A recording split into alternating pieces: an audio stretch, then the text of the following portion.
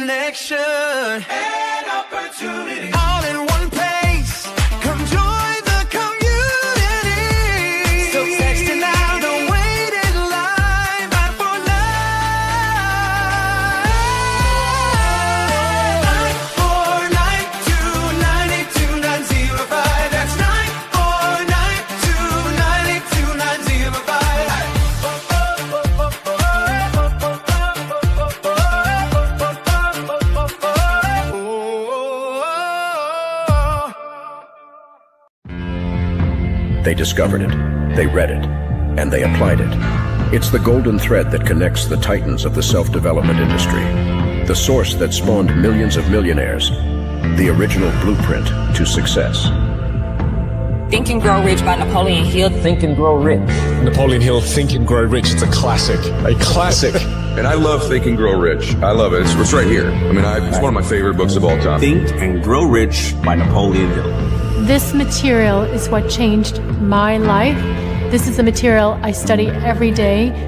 From being an immigrant woman, coming from poverty, and really coming to America and literally achieving the American dream. I can't even tell you how grateful I am for this man, for what he did for me and my family. Whatever the mind can conceive and believe, the mind can achieve. People don't realize is that when we let our ego get in our way, ego is the loss, the fear of loss. So need to be right, the need to be offended, the need to be hurt, fearful. When that trajectory changes, what happens is you continually go the wrong way. So my job as a coach is to say, let's get into the enjoyment of the direct pursuit of my potential.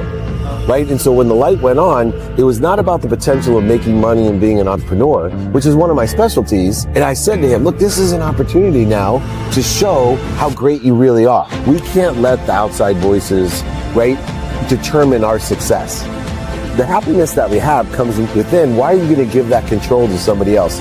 Thoughts become things. And I always wonder, why did no one teach us this? Why did we not learn this in school?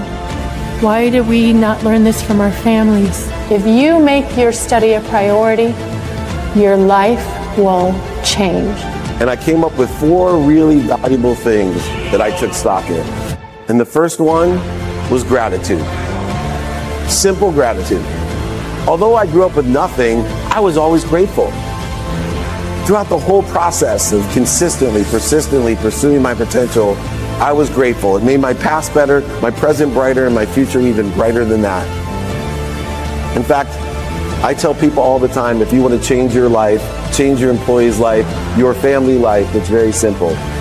2 words, say thank you.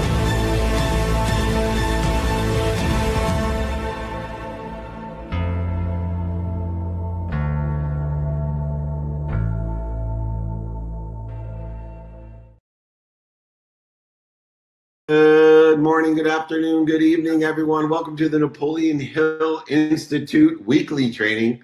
I'm going to be joined by an incredible co-host waiting in the wings. But before I bring the amazing Blaine Bartlett on board, that's BlaineBartlett.com. Today's lesson is about dreamers versus builders. And there's a distinction between the two in the context of Napoleon Hill especially. And we are blessed to give you all the exercises, guides, and my book for free. Just email me, david@dmeltzer.com. David means beloved. @D is my first initial. Meltzer means waiter or servant. So let me be your beloved servant, david@dmeltzer.com. Just a quick review where you can see us in person. We will be at SoFi Stadium twice in the next week. So come and join us in LA at SoFi Stadium. Meet up holding court, interviews, VIP dinners for charity. We even have a longevity mastermind. Get your stem cell injections. Don't pay $50,000 to go to Costa Rica. Come and join us at SoFi Stadium. Then we'll be in Madison, Wisconsin. Meet up holding court in VIP dinner. Come and join us there. In Atlantis, in Nassau, the Bahamas. Come and join us. Then to Atlanta, Chicago, Las Vegas, Austin, Texas. I don't know why Gigi doesn't have Chicago in there. We'll be at the restaurant show, all with the car wash, meet up, holding court, VIP dinner. That's right. For charity, we support the Unstoppable Foundation as well as the Napoleon Hill Foundation. But come and join us. We had a fabulous Office Hours Season 10. Come and join us again for Season 10. Those are them. If you want to stay informed, want to stay invited, just text us. Hopefully Gigi was playing the new music, the new jingle before the Napoleon Hill. She says thumbs up. I don't know how to sing, but it was area code 949-298-2905. That's area code 2949. Sorry. Area code 949. The next three numbers, 298, last four numbers, 2905. Be informed and invited, not obligated, over 200 cities a year. And we are blessed. Let me bring on the incredible Blaine Bartlett, blainebartlett.com, so we can get going on the Dreamers versus Builders training. Welcome, Blaine, to Napoleon Hill Institute training. I am so happy to be here, truly. And I want to just kind of give a shout out to you for some of the work that you're doing, not only with the foundation and Napoleon Hill Institute, but also with the Unstoppable Foundation. You are just an exemplar of what it means to be a giver in life and a dreamer that executes. Well, as my mentor, for the sake of all of those people that are involved in Unstoppable, and the literally millions that we've been able to impact through the leadership of Cynthia Kersey, wrote the book Unstoppable Women, the amazing mentor of mine who taught me the infinite loop of giving to allow other people to be able and capable of helping others so they can be closest to God, so they can be at their highest self. And that was a lesson that I learned through my mentor, Cynthia Kersey. And if you have any inclination to support us, we certainly are doing great work for over 20 years at the Unstoppable Foundation. Talking about dreams, though, and a dream that Cynthia had over 20 years ago to empower others and to not forget the young women she had met in Kenya. We all have these dreams. Their ideas are not the problem. There's millions of great ideas. But I have really dedicated my life and through the efforts of Napoleon Hill Institute about execution. And execution is the problem. Information, materialization, and monetization, the man-made constructs of the outcomes of execution. There seems to be this gap between where we are and where we want to be that creates by what we do, not just by what we imagine. And this idea of intention, whether it be Wayne Dyer or the Xanders or, of course, Napoleon Hill, to understand what we can conceive and imagine we can achieve, but only with intention, with what we do, say, think, feel, and believe. And we all have had these great ideas that excited us in the moment, but whether it was days, weeks, or months later, or even years, they're still just ideas. And it's because we weren't intentional. We didn't take a definiteness of purpose. We didn't put together a go, no go plan on what we're going to do, say, think, feel, and believe in this divine direction. And definitely didn't take the time to give the relativity and meaning for the sake of what are we going to do it. In this training, we will show how dreaming creates the vision, but building creates the results. And the difference is not intelligence or intuition or inspiration or talent or even resources, but it's execution. And so I'm going to start, Blaine, with the first lesson in this idea of dreamers versus builders, with what do you perceive as the difference of having this belief, this vision without execution? And this happens every day in our personal and professional lives of what we want to become. But without execution, they just remain dreams and there are no results. Where do you see the biggest difference between the dreamers and those that are the builders? Two things. Yeah, number one, and this is the number one piece. You've got to do the do. I mean, just period, the end. Yeah. And this is where I think professionals, and I'll use the word in a broad sense here, professionals separate themselves from amateurs. Amateurs are going to be looking at the clock at 6 a.m. in the morning going, well, maybe 30 more minutes. They'll hit the snooze alarm. Professionals are going to go, this is what I said I wanted. This is where I said I'm going. The alarm has gone off. It is time to move. It's time to do the do. And it's that mindset that makes the difference. It's not just the dream itself. The dream is, like you're saying, everybody has dreams. Everybody has ideas. They're manifested when somebody has actually stepped into the harness and started doing the pull.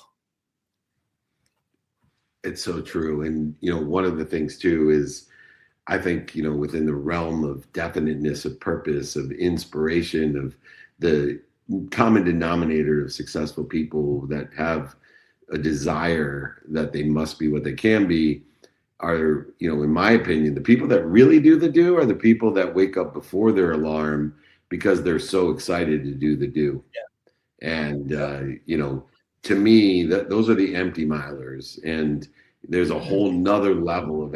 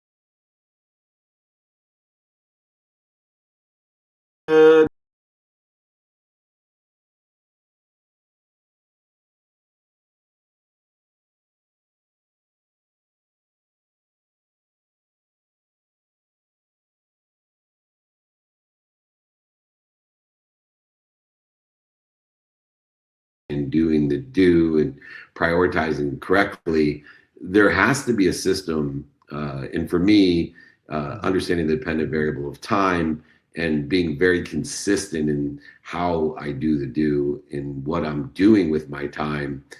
Because today, especially in this, monkey brain world of short-term stimuli, it's quite easy to get distracted.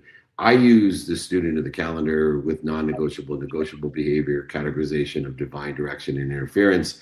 Is there some mechanism or methodology that you use to make sure that you're doing the do and not just thinking the think?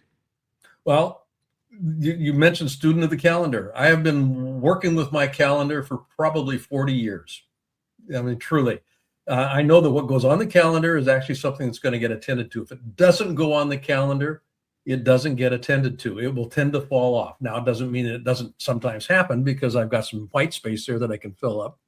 But if it's on the calendar, that, it's a non-negotiable. And I'm very clear that I do not put something on the calendar that I'm not willing to follow through with. So, yeah, you can call it when circumstances arise that you can't follow through. Do you have a methodology or a system for reprioritizing, pre-prioritizing, post-prioritizing? What do you do when circumstantially you've dedicated time to something, but lo and behold, something occurs, family or health, that takes priority over that financial plan that you had? It gets rescheduled as soon as possible. It doesn't fall away. It gets rescheduled because if it immediately. got on And the calendar in the first understanding where place, that blank, yeah, and understanding where those parking places are allows you to do that. So I always say study the unplanned time as much as you study your plan time, because if you do come up with a well-developed plan, God will laugh at you. boy, is that true. Yep. Yeah. So to that point, I do build in white space as a contingency. I mean, Nice. I do have that in play, and I'll And- block it out on my calendar so that I can actually pull it out if I need to. Yeah, that's like having a parking place at Costco at noon on a Saturday. Good luck. And I tell people, if you don't have white space, then you don't have a parking place at noon on a Saturday. And that's how much time it saves you. Because anybody that goes to Costco at noon on a Saturday knows how much time it would save them if they had a parking place in the very front of Costco available to them for prioritized parking. That's exactly what the white space is. It's prioritized parking that allows people to move forward. If anybody would like this student of the calendar exercise, I'd be happy to give that to them. All they got to do is email me, David means beloved, at D first initial, Meltzer means servant. Let me be your beloved servant, and send you the student of the calendar guide exercises and books. Just email me, David at dmeltzer.com.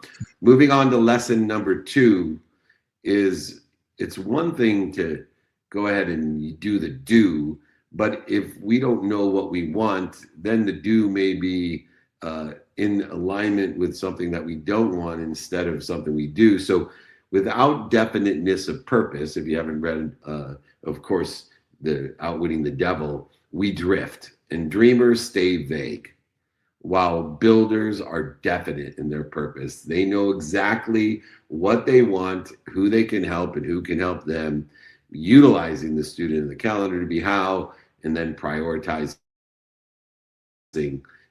We want success or growth, but we don't define what it actually looks like with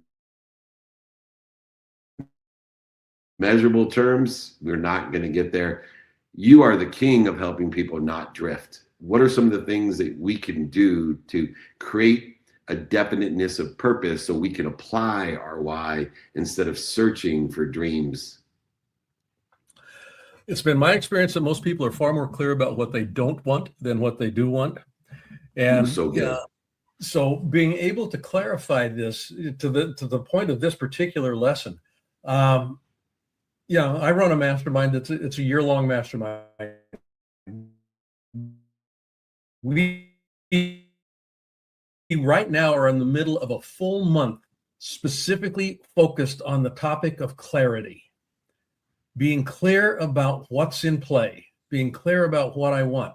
So a couple of components that come into play with that have to do with inner talking. Partly it has to do with how I voice what it is that I'm after so that I can actually get people to work with me in the process. But more than anything, it is anchored in something that you and I both will talk about. It's called the for the sake of what. It's one thing to have a dream, but if it's not rooted in a meaningful for the sake of what does this make possible? What do I get to have, do, or be that I wouldn't get to have, do, or be if this wasn't on my radar? So it's the clarity around that have, do, be. It's that clarity around the for the sake of what matters. Because if I'm not clear about what matters, it's real easy to drift. So easy to drift when we don't have some sort of framework to know our divine direction and align the meaning of the past in that as well. And clarity provides a bigger spectrum and a stronger signal to access the information that's necessary, the monetization and materialization. And so when we define things, the only caveat, which I used to get into deep conversations with Bob Proctor, our mentor, you're a really close friend.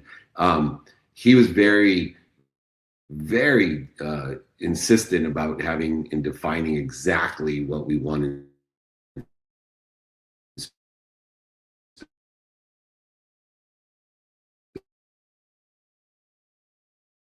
specific terms,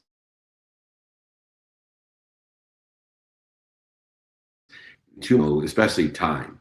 When we say I want, $1 million and 36 cents by December 22nd at noon, this actually creates resistance, in my opinion. I would rather say I want to double the amount of money I make as fast as I can, or I would like specifically this or better.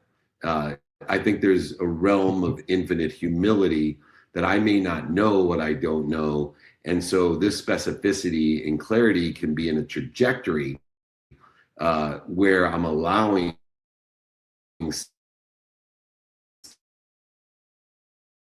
still provide me better than or different than and better than, trusting with faith the protection, promotion, love, and perfection of the infinite, the source, and become a better resource.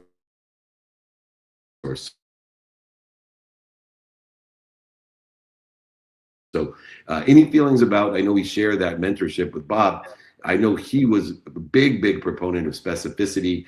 Which school of thought do you prefer? One of exact specificity or more an open-minded trajectory and humility-based acceleration of progress in pursuit of that?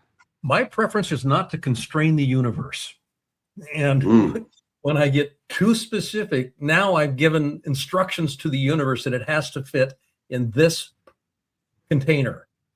And if the universe has got more than will fit in that container, I don't get access to it, which is why I actually work with, for the sake of what, Matt, what's the experience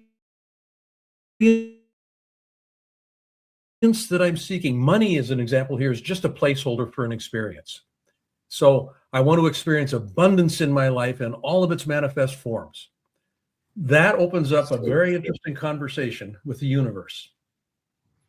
And there's a lot of room to play with that one. Yeah. And if you would like the practice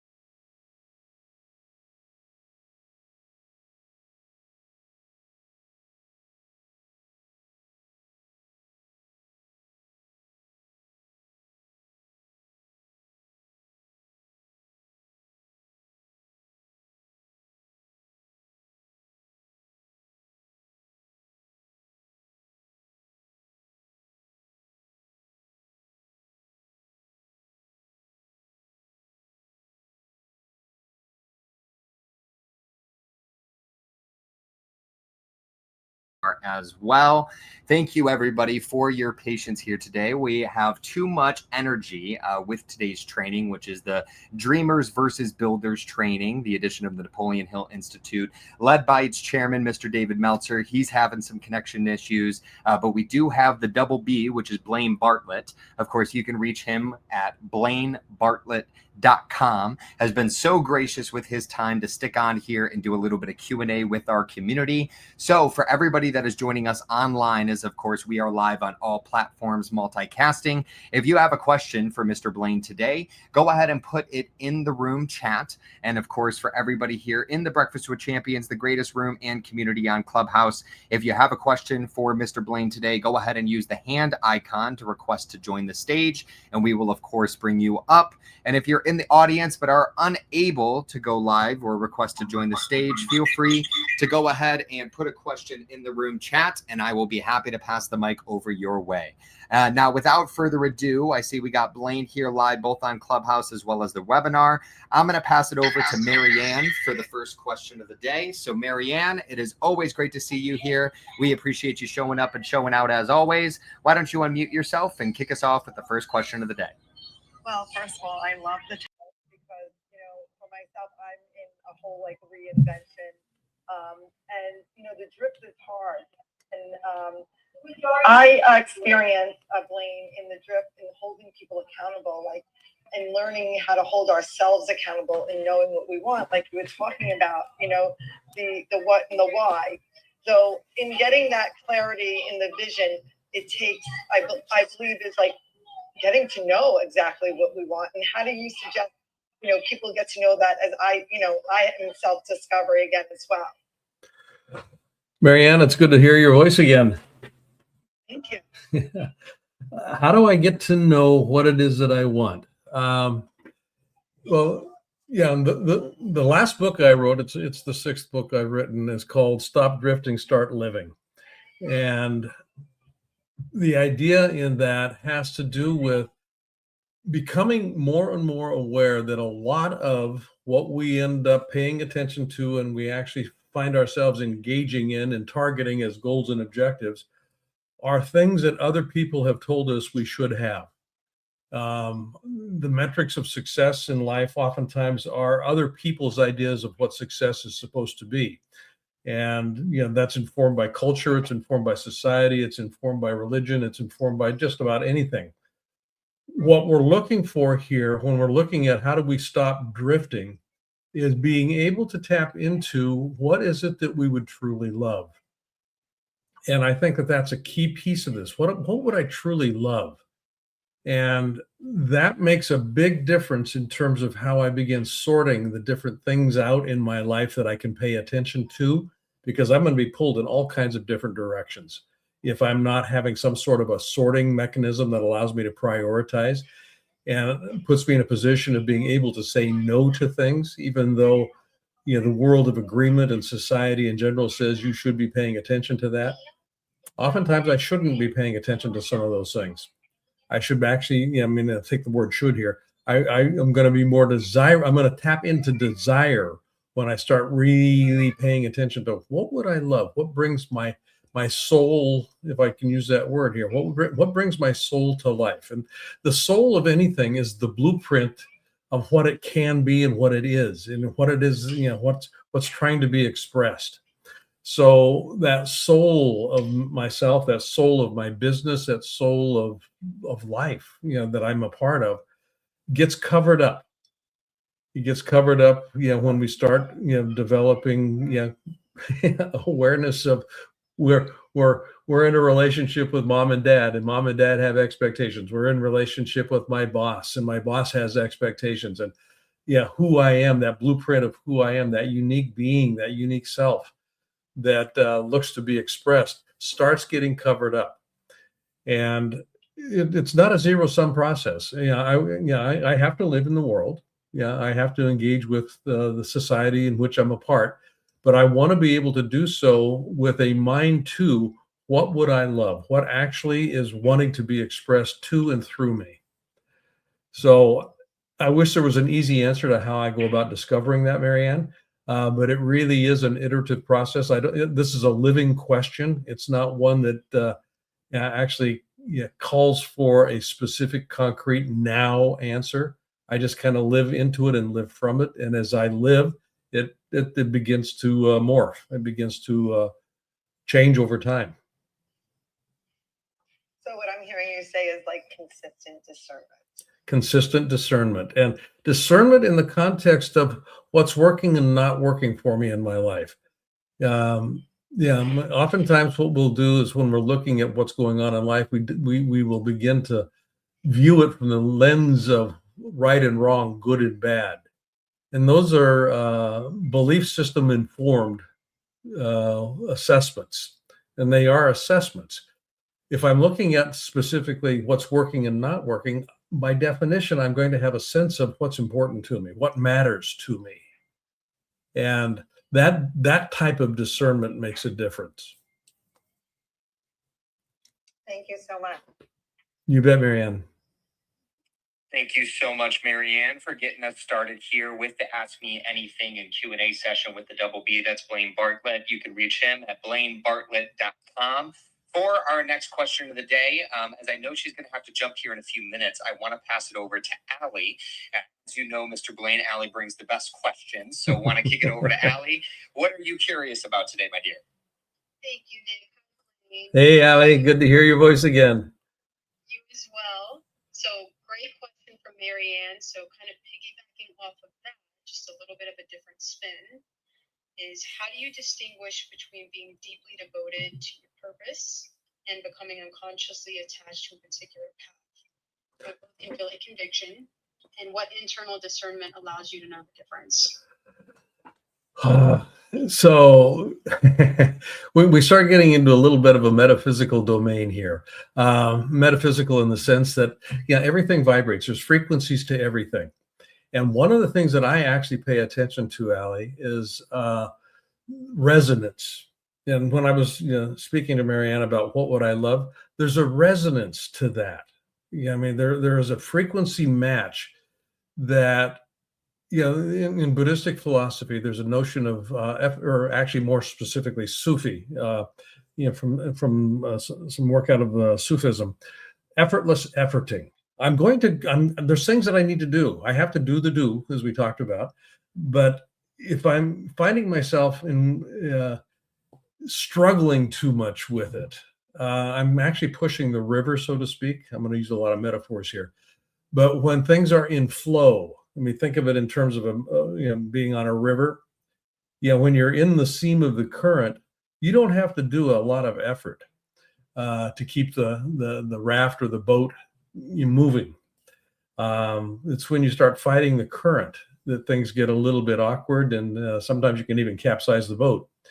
So that is kind of what I pay attention to. The idea of flow, this whole notion of being in the flow, is essentially being resonant with what's wanting to be expressed in this moment. Matching that frequency. And the law of attraction basically is, it's a secondary law. The first law is the law of vibration. What's the frequency with which I'm actually vibrating? And if you think about frequency bands, on a frequency band, there are all kinds of things existing on that frequency band. And this is where the law of attraction comes in. Anything that's on that frequency band is accessible to me in an effortless manner.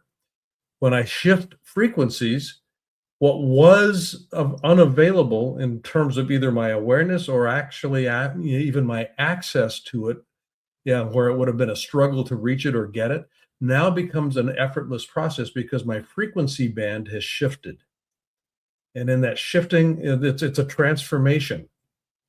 I move to a different level. I use the word level here because we have language that kind of insists on that. But in terms of frequency, everything's vibrating, and every frequency is connected to the ones up, above it and below it, so to speak, metaphorically. So I want to find a way in my life to have my life be as generative and as easy as it can be. And that doesn't mean that I don't have things that I need to do, obstacles and problems and that sort of stuff. But when I'm coming from that frequency, I have access to that which is consistent with the dream that I'm trying to manifest. Now, like I said, that was kind of a metaphysical overview, Ali, and I hope it was I hope it was useful just in terms of the abstraction. When you being able to make that stuff concrete is really the part of the challenge. Absolutely. I appreciate it. Definitely a lot to continue digging into. I always appreciate your perspective. So You're thank welcome. you. You're welcome. Beautiful. And for our next question of the day, I'm going to pass it over to another good friend of yours, which is Marco Antonio, Mr. Blaine. Marco, it is all yours, my friend. Why don't you unmute yourself and keep us rolling? Hey, what's up, Blaine? Hey, buddy. Good to hear your voice. Likewise, brother. You know, today the thing that was resonating with me on the topic of dreamer versus builder is this gap in execution. And one of the things I'm working on getting better at is learning how to take breaks and being okay with it. And can you speak to that? Maybe share what any lessons that you share with your clients on how to be okay with taking breaks. Mm-hmm. Because even sleep, I used to feel guilty about. Like I used to see it as a weakness. Yeah. And I was like, no, all I need is 5 and I'll keep going. But I realized that was actually hurting me more than helping me. So any advice on that would be great, Blaine. Appreciate it. Yeah. And I kind of laugh a little bit here, Marco Antonio, because what you're describing is the great Western work ethic. And I was on a call with a client yesterday, actually. That's a part of my mastermind group. She's Italian, and she was looking forward to July and August. And I said, "Well, what's so interesting to you about July and August?" She says, "Well, we're going to take July and August off." And in Europe, that's just what they do. When I was doing a lot of work in Europe with Nokia, as an example here, the month of August was just gone in terms of being able to access people that were working in these countries in Central, in Europe, Germany, France, that sort of thing. And the idea there has to do with rehabilitation. What do you ever do any hiking? Yeah, I love hiking. I love being outdoors. Okay. So if you were taking a trek and all you did on an incline was continue hiking, you didn't stop and rest, how exhausted are you going to be, number one? I'd be burnt. You'd be burnt, absolutely. And are you going to be noticing the scenery around you? I'd be more focused on the pain. Yeah. So therein is the answer to the question. We are actually more productive when we have recuperation time. And using climbing as a metaphor, you have plateaus, and in that plateau we stop and rest, and we recalibrate, regain, and we can look around a little bit and see, okay, is there anything that has shown up that I wasn't noticing before that I can now leverage more effectively? And it's in that pause that we actually find ourselves able to be more productive, because now we can get back on the trail and we're re-energized, and we can actually start moving a whole lot better and a whole lot more efficient and a whole lot more effective. We lose efficiency when we're tired. We lose effectiveness when we let that tiredness become chronic. And this was, we can go back to Frederick Taylor back at the turn of the last century when we started looking at time and motion studies. Because I did a lot of work with an old company that's no longer existing called Bethlehem Steel, and they were the premier steel producing company in the world at one point in time. And when I was working with them, this goes back to the late 1970s.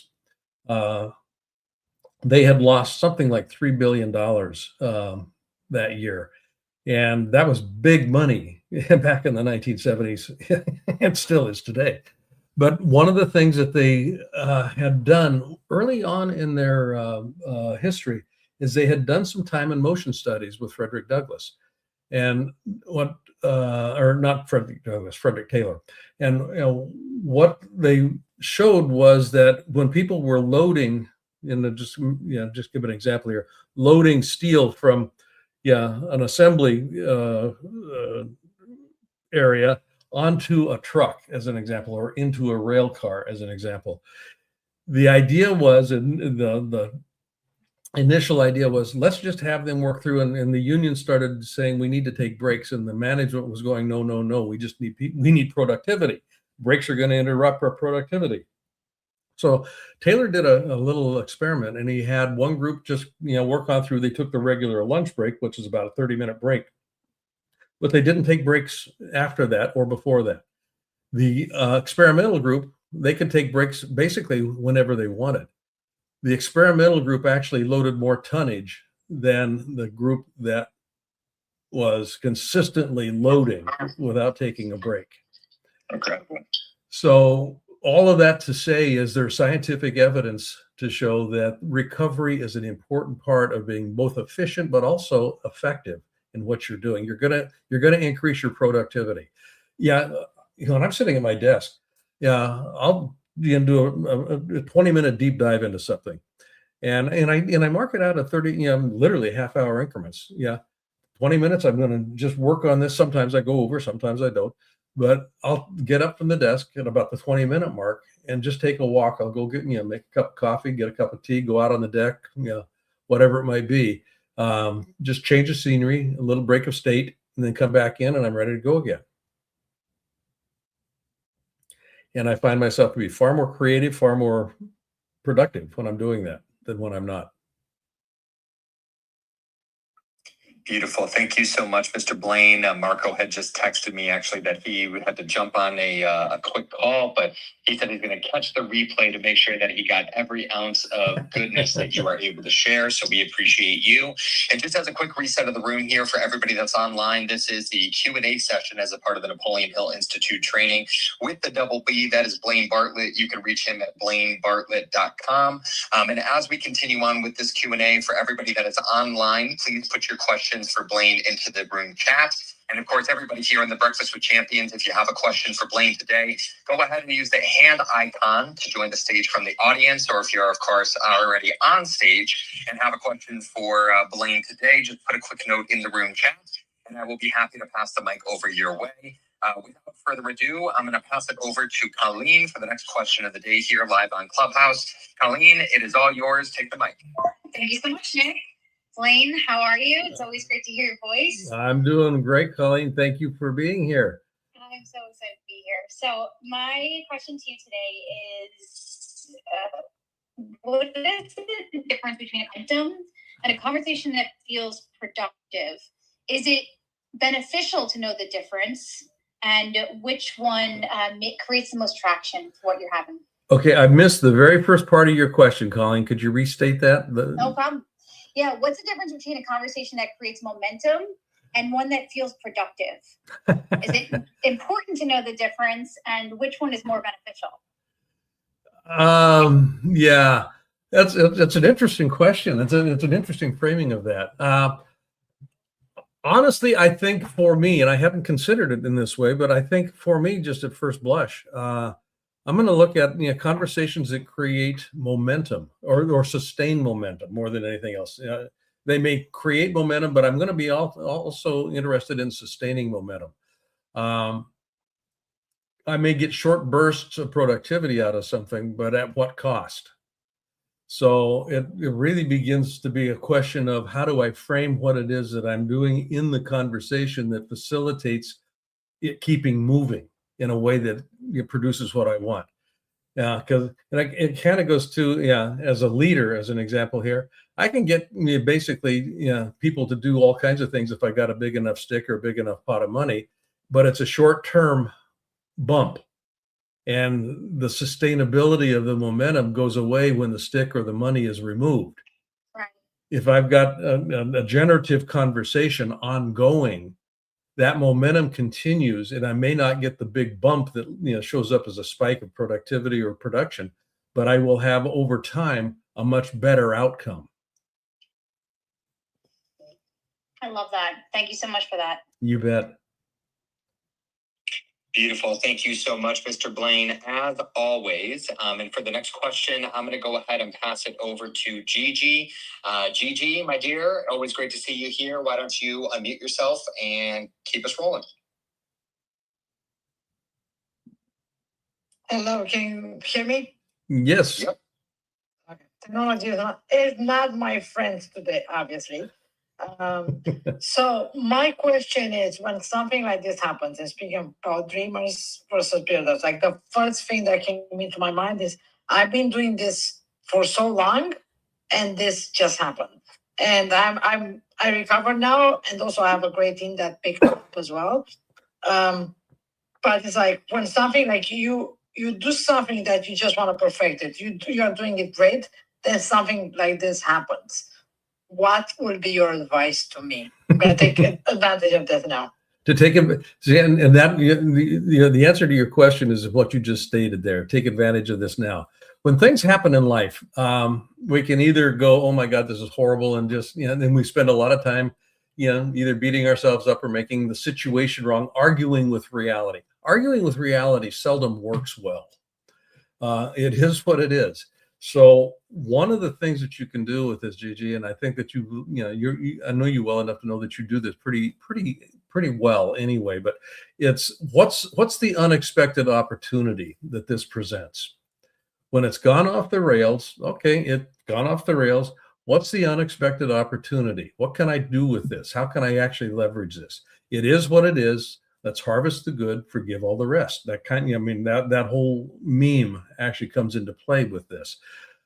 I cannot control external circumstances. Technological glitches occur. They just, that's it. Yeah. And to argue with reality, now I can go back and do a postmortem and say, okay, I want to be sure that this doesn't happen again. So what can I do to kind of do like I said, a postmortem, what worked, what didn't work, where did we go off the rails, what triggered it, that sort of stuff. But that's after the fact. In the moment, I want to continue, and this kind of goes to Colleen's question, actually. I want to continue the conversation with myself so that the momentum doesn't get stymied. So I don't find myself in my internal conversation blocking what needs to be done next. And that next thing could be a divergent path from what we were taking. So, we started the Q&A early. It works perfectly. What's the unexpected opportunity?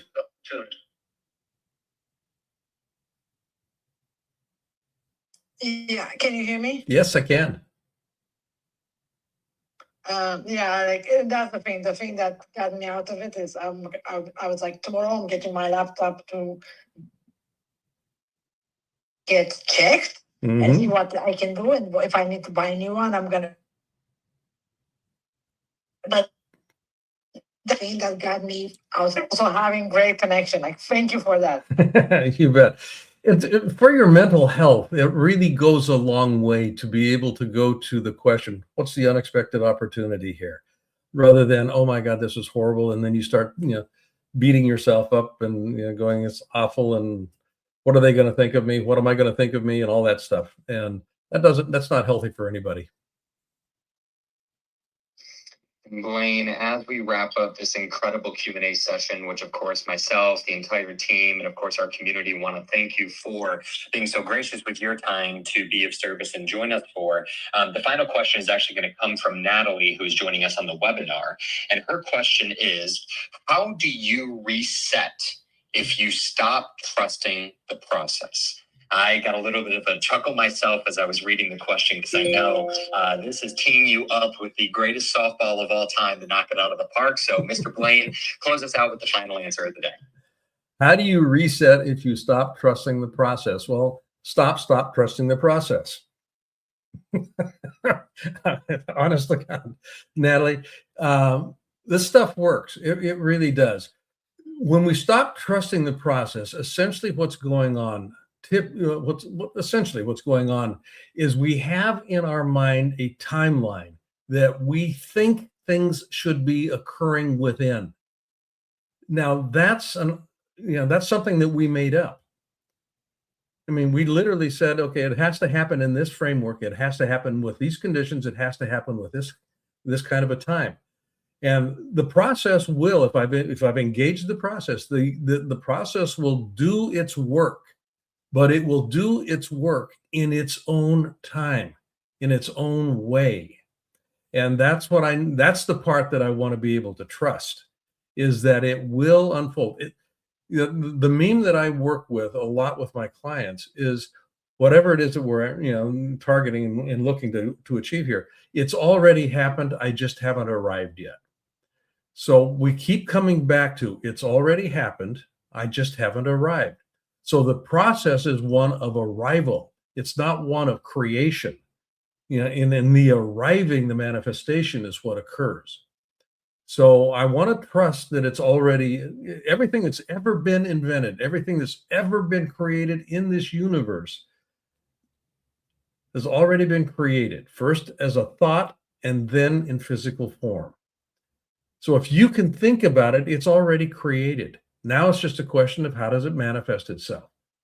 It's already there. I just haven't arrived. So I want to be able to trust that piece of it. The process itself is going to be whatever the process is. And there may be some skill, some education. There may be some things that need to be learned in order to facilitate the process being more efficient and effective. But it's already happened. I just haven't arrived yet. When you can begin to trust that, then you can find ways to keep yourself moving. And this, again, Colleen, I've got to keep tipping my hat to you. This is a thing, that positioning of that conversation. I want to keep momentum going. And the momentum is predicated on the quality of the conversation. The momentum is predicated on the quality of the conversation. And if the quality of the conversation is such that momentum is continuously reinforced, you will end up having what it is that you're tracking for.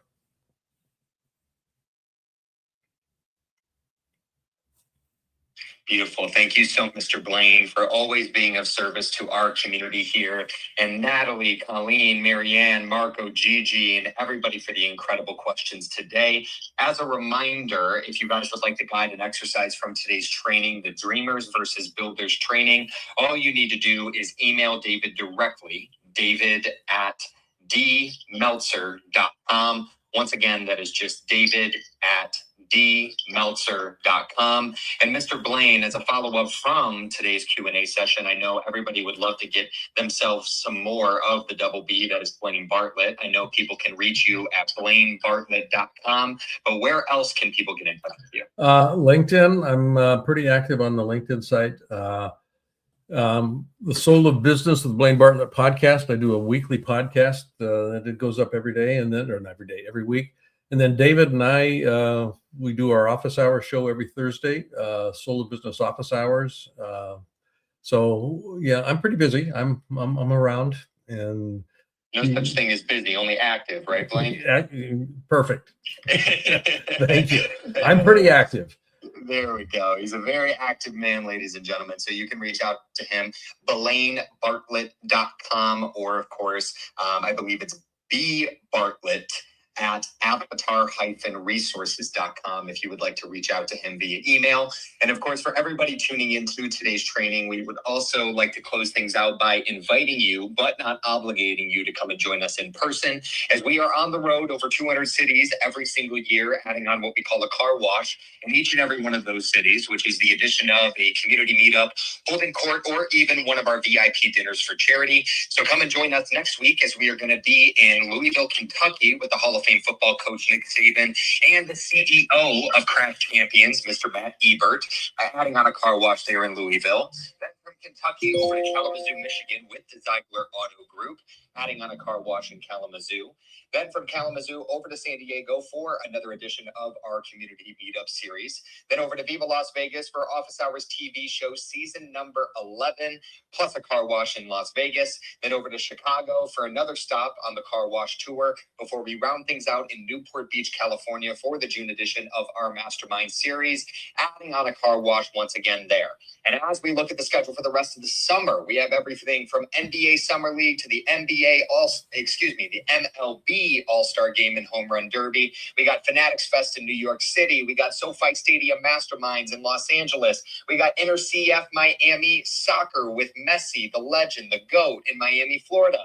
And then even going over across the pond to London for a mastermind and VIP dinner experience. I know that whether it's the extended calendar or just the next 10 to 12 days, it is way too much to keep up with, which is intentional.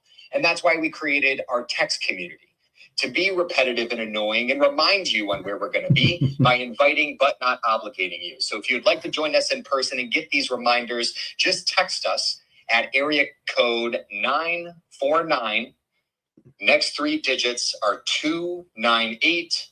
Last 4 digits are 2905. And I know Gigi will make sure to put that in the room chat. Remind everybody with our jingle as we close these things out here. Of course, we're going to be back live tomorrow with the Double B. That's Blaine Bartlett for another edition of Office Hours. And we'll be back here in the Breakfast with Champions, let alone online as we multicast on all platforms this Friday, 6 a.m. Pacific, 9 a.m. Eastern Standard Time for another edition of David's Free Friday trainings. But in the meantime, I want to use the final reminder to remind you to be more interested than interesting and to be kind. Be kind to your future self and do good deeds. Thank you so much for everybody. Gigi, hit it and close us out. Hey! Hey! Hey! Oh, hey! Wanna know where David's gonna be? Get invites, updates, and community. When he's in your city, you won't miss a thing. Just text the number, let your phone ring, ring, ring, ring, ring. 949-292-905. That's 949-292-905. Events, connection, and opportunity. All in one place. Come join the community. So text it now, don't wait in line. 949-292-905. That's 949-292-905.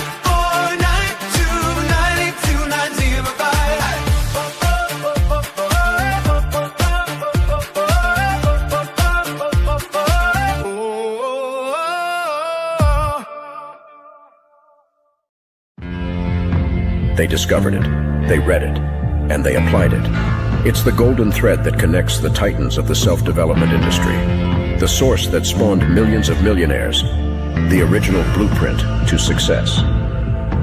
Think and Grow Rich by Napoleon Hill. Think and Grow Rich. Napoleon Hill, Think and Grow Rich. It's a classic. A classic. And I love Think and Grow Rich. I love it. It's right here. I mean, it's one of my favorite books of all time. Think and Grow Rich by Napoleon Hill. This material is what changed my life. This is the material I study every day.